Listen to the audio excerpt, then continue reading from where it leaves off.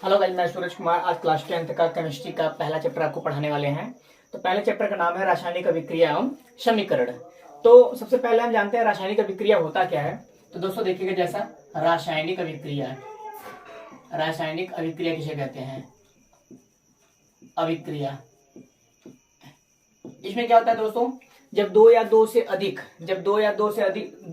अधिक पदार्थ मिलकर किसी नए गुणधर्म वाले नए पदार्थ का निर्माण करते हैं, उसे क्या कहते हैं? रासायनिक अभिक्रिया कहते हैं। तो यहाँ लिख देते हैं, जब दो या दो से अधिक पदार्थ मिलकर नए पदार्थ का निर्माण करते हैं, उसे क्या कहते हैं? रासायनिक अभिक्रिया कहते हैं। जैसे हम जानते हैं कि कार्बन और ऑक्सीजन मिलकर क्या बनाते हैं दोस्तों? Carbon dioxide. Carbon dioxide, इसको हम लिख सकते हैं C+O2 इक्वल टू क्या होता है? CO2। तो जैसा कि दोस्तों आप देख रहे हैं, दो या दो से अधिक पदार्थ मिलकर नए पदार्थ का निर्माण करते हैं, उसे क्या कहते हैं? रासायनिक अभिक्रिया। तो रासायनिक अभिक्रिया में दोस्तों दो चीज होता है। पहला होता है अभिकारक। क्या होता है? अभिकारक। तो अभिकारक किसे कहते हैं? वे पदार्थ या वे तत्व जो रासायनिक अभिक्रिया में भाग लेते हैं। देखिए, ये C+O2 रासायनिक अभिक्रिया में भाग लिया है, तो वे पदार्थ जो रासायनिक अभिक्रिया में भाग लेते हैं, उसे क्या कहते हैं? अभिकारक। तो यहां लिखते हैं दोस्तों, वे तत्व या पदार्थ जो रासायनिक अभिक्रिया में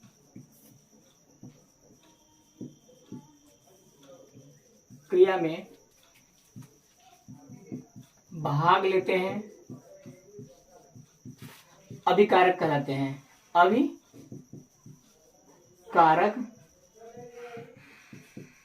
कहलाते हैं। तो दोस्तों जैसा कि आप देख रहे हैं, जैसे हमने अभी क्या लिखा? C+O2 equal to CO2। तो वे तत्व या पदार्थ जो रासायनिक अभिक्रिया में क्या करते हैं? भाग लेते हैं, उसे क्या कहते हैं? अभिकारक। अभिकारक, इसको इंग्लिश में बोलते हैं रिएक्टेंट दोस्तों। तो देखिएगा, जो रासायनिक अभिक्रिया में भाग लेते हैं उसको कहते हैं अभिकारक, और रासायनिक अभिक्रिया में भाग लेने के बाद जो नए पदार्थ बनते हैं उसको बोलते हैं उत्पाद, यानी कि प्रोडक्ट। समझ में आया दोस्तों? तो रासायनिक अभिक्रिया में दो पार्ट होते हैं। पहला होता है अभिकारक। अभिकारक किसे कहते हैं? वे तत्व या पदार्थ जो रासायनिक अभिक्रिया में भाग लेते हैं, उसे क्या कहते हैं? अभिकारक कहते हैं। अगर हम तो दोस्तों जानते हैं उत्पाद किसे कहते हैं।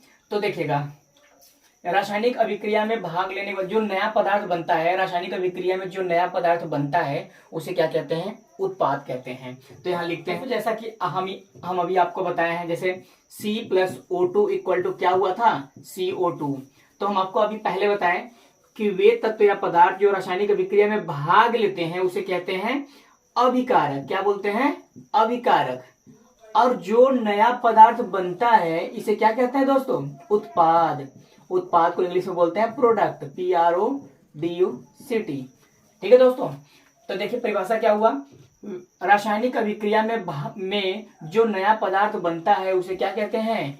उत्पाद कहते हैं। कोई रासायनिक अभिक्रिया हम कराते हैं तो जो भाग लेते हैं उसे कहते हैं अभिकारक, और जो नया तत्व बनता है उसे क्या कहते हैं? उत्पाद। ठीक है दोस्तों? जानते हैं रासायनिक समीकरण किसे कहते हैं। ठीक है दोस्तों जैसा कि आप देख रहे हैं, रासायनिक समीकरण के लिखने के कुछ नियम होते हैं। तो देखिए क्या लिखे हैं? रासायनिक समीकरण लिखते समय हमें तत्व के प्रतीक और यौगिक के सूत्र ज्ञात होना चाहिए, क्योंकि बिना इसके हमारा कोई भी समीकरण हम लिख नहीं पाएंगे। क्योंकि जैसे सपोज हम मान लेते हैं, जैसे हमको कराना है क्या? हाइड्रोजन और ऑक्सीजन का अगर हम क्रिया कराते हैं, ऑक्सीजन, तो दोस्तों बनता क्या है? जल। क्या बनता है? जल। तो इसको समीकरण के रूप में अगर लिखना होगा तो हमें क्या? रासायनिक समीकरण को लिखते समय तत्व का प्रतीक हाइड्रोजन क्या होता है? H2, ऑक्सीजन क्या होता है? O2। तो दोस्तों जैसा कि आप देख रहे होंगे, यहाँ पे हम H2 और O2 लिखे हैं, क्योंकि ये क्या होते हैं? द्विपरमाणु कणु होते हैं, इसलिए हम क्या लिखे? H2 और O2। और बनता क्या है? जल। जल का फॉर्मूला क्या होता है? H2O। क्योंकि हम पहले ही जान चुके हैं कि यौगिक का सूत्र हमें ज्ञात होना चाहिए। अब इसको बैलेंस कर लेते हैं। देखिए H यहाँ पे 2 है, यहाँ पे 2 है, छोड़ देते हैं। O यहाँ पे 1 है, यहाँ 2 है, तो यहाँ क्या करते हैं 2 से मल्टीप्लाई यानी कि गुणा करते हैं। अब H कितना हुआ 2 दूनी 4, तो यहाँ क्या करते हैं 2 से गुणा करते हैं। अब बैलेंस हो गया। ठीक है दोस्तों, तो रासायनिक समीकरण लिखने का एक तरीका होता है। रासायनिक समीकरण को लिखने से पहले हमको तत्व का प्रतीक और यौगिक का सूत्र ज्ञात होना चाहिए। अगर ये हमको ज्ञात है तो कोई भी रासायनिक समीकरण हम लिख देते हैं। याद रखिएगा, जब दो अभिकारकों के बीच में हमेशा प्लस का चिन्ह लगता है, जैसे प्लस का चिन्ह वाला ये वाला चिन्ह, और अभिकारक और उत्पाद के बीच में एरो यानी कि तीर का निशान लगाते हैं। ठीक है दोस्तों, अब आगे जानते हैं रासायनिक अभिक्रिया के प्रकार। तो दोस्तों देखिएगा, रासायनिक अभिक्रिया के जो प्रकार होते हैं वो कुछ निम्न प्रकार के होते हैं। पहला क्या होता है संयोजन। संयोजन का मतलब क्या होता है योगात्मक, मतलब जोड़। तो पहला होता है संयोजन यानी कि योगात्मक अभिक्रिया। दूसरा होता है वियोजन मतलब विखंडन, मतलब अलग अलग होने वाला अभिक्रिया, विखंडन अभिक्रिया।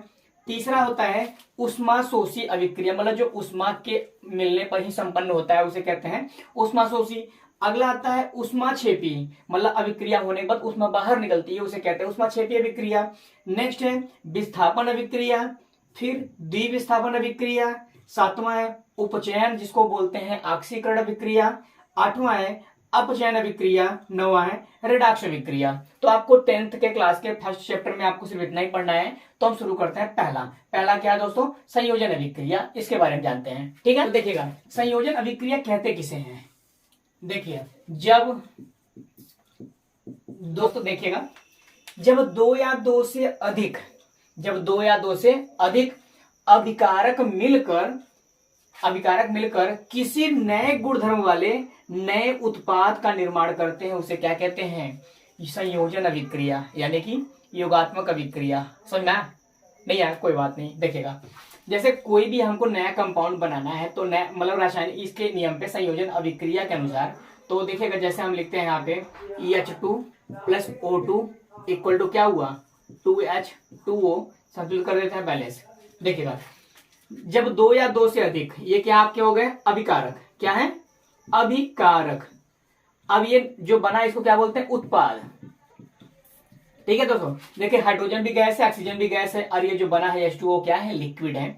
जब दो या दो से अधिक अभिकारक मिलकर किसी नए गुणधर्म वाले नए उत्पाद का निर्माण करते हैं उसे क्या कहते हैं संयोजन यानी कि योगात्मक अभिक्रिया, संलयन अभिक्रिया भी इसको बोलते हैं।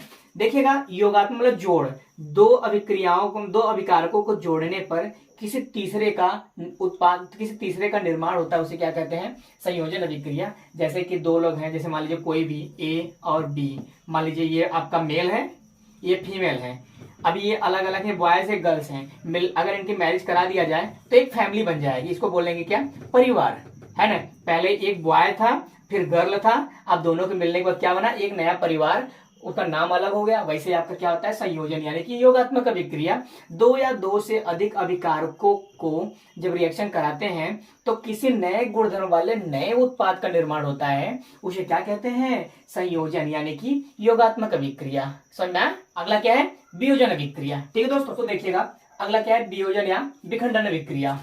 देखिए वियोजन और विखंडन सीधी सी बात है, गांव की भाषा में तो समझिएगा ब्रेकअप अभिक्रिया। ब्रेकअप में क्या होता है ये एक युगल क्या होते हैं अलग अलग हो जाते हैं उसे बोलते हैं ब्रेकअप, तो वैसे समझिएगा। देखिएगा जब एकल अभिकर्मक टूटकर दो या उससे अधिक उत्पादों में बट जाता है उसे क्या कहते हैं वियोजन अभिक्रिया, विखंडन अभिक्रिया, और अपने भाषा में समझिएगा ब्रेकअप अभिक्रिया। ठीक है दोस्तों, जैसे देखिएगा CO2 ये कार्बन डाइऑक्साइड, ये भी क्या है एक परिवार है। अब इनको कोई भी मतलब कि उत्प्रेरक उपस्थिति में चाहे जैसे भी अलग अलग करते हैं C+O2। तो देखिएगा इसका आपने परिभाषा क्या लिखा है, ये आपका क्या है अभिकर्मक, क्या है अभिकर्मक या अभिकारक, अभिकर्मक या अभिकारक।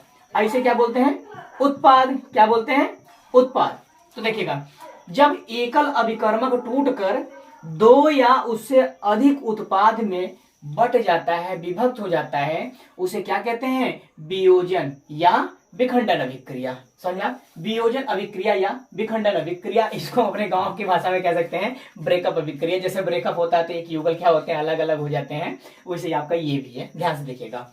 जब एकल अभिकर्मक टूटकर दो या उससे अधिक उत्पादों में बट जाते हैं उसे वियोजन या विखंडन अभिक्रिया कहते हैं। जैसे देखिएगा ये CO2 और कुछ ले लेते हैं, जैसे देखिएगा अब कुछ और H2O, यहां आते हैं H2 प्लस O2, यहां देखिएगा इसको बैलेंस कर लेते हैं। ये आपका क्या होगा, अभिकर्मक, क्या होगा, अभिकर्मक, ठीक। ये क्या आपका उत्पाद यानी कि प्रोडक्ट, उत्पाद। देखिए जब एकल अभिकर्मक, एक ही है ना, जब एकल अभिकर्मक टूटकर दो या उससे अधिक उत्पाद बना लेता है तो उसे क्या कहते हैं, वियोजन अभिक्रिया यानी कि वियोजन अभिक्रिया या विखंडन अभिक्रिया। नहीं समझ में आया, समझिएगा। देखिएगा जैसे मान लीजिए आपकी एक परिवार है ना, एक परिवार है, इसमें हस्बैंड और वाइफ रहते हैं, ठीक है। अब किसी कारणवश किसी ने चुगलखोरी कर दिया, अब करने के बाद क्या हुआ, हस्बैंड अलग हो गया और वाइफ अलग हो गई, तो इसे क्या कहेंगे, ब्रेकअप कहेंगे ना। तो वैसे जैसे ब्रेकअप होता है वैसे क्या होता है, विखंडन अभिक्रिया होता है। समझिएगा, लॉजिक समझिएगा, कहना क्या चाहते हैं। जब कोई एकल अभिकर्मक यानी कोई एक परिवार टूट कर अलग अलग में बंट जाता है उसे क्या कहते हैं, ब्रेकअप। तो ये समझिएगा, जब कोई एकल अभिकर्मक टूट कर दो या उससे अधिक पदार्थों में क्या होता है, बट जाता है, दो या उससे अधिक उत्पादों में बट जाता है तो उसे क्या कहते हैं, वियोजन यानी कि विखंडन अभिक्रिया। समझना, ठीक है दोस्तों, मिलते हैं फिर।